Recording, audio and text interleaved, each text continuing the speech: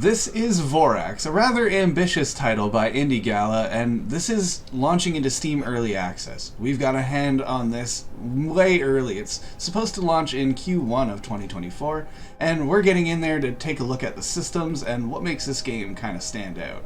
It is a really interesting survival horror game. You are a mercenary dropped on this really small island to investigate an infection that's broken out. Now, we've heard that before, but this is an interesting topic because we get into the first impressions of the game. And how did it land with you?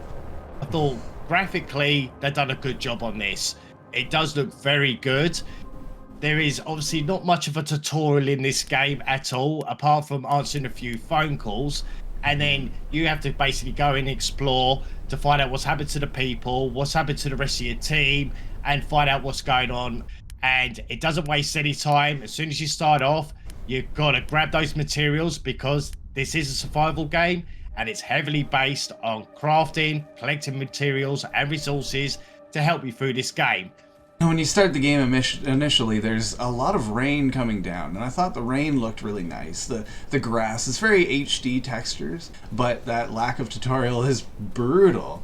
And the controls were an issue for myself. There's a dog that you find near a pickup truck very early on. You're going to want to get to that pickup because there's a lot of items there that's going to sustain you and push you forward. But that initial fight with the dog is a little hard, especially when my controllers weren't working properly. I was using the Xbox controller plugged in. It's supposed to have full control support, but I find the D-pad doesn't work.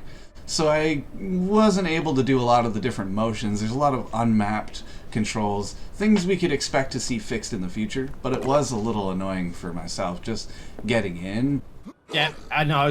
Same issues that you had. I played with a controller as well, and what you'll find is you'll have the certain keys, like the X button on the controller will do one thing in the game, but then it will show you to prompt to hit an X button to use consumables to heal yourself.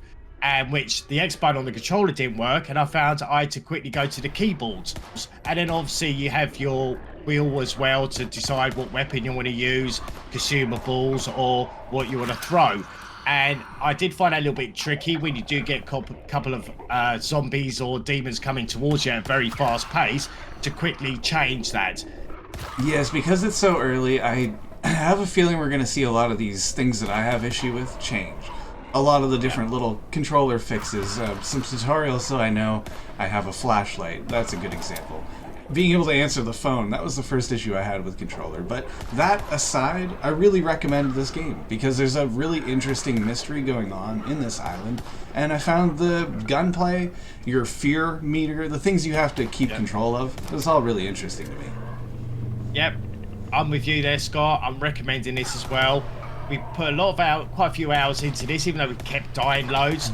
But this game has a lot of potential. I kind of like the survival crafting aspects of the game with a story and demons as well. Because it's not just zombies, you get eyes coming out the walls as well, looking at you and certain other things as well. And I'm intrigued to see where this story goes. So recommend for me.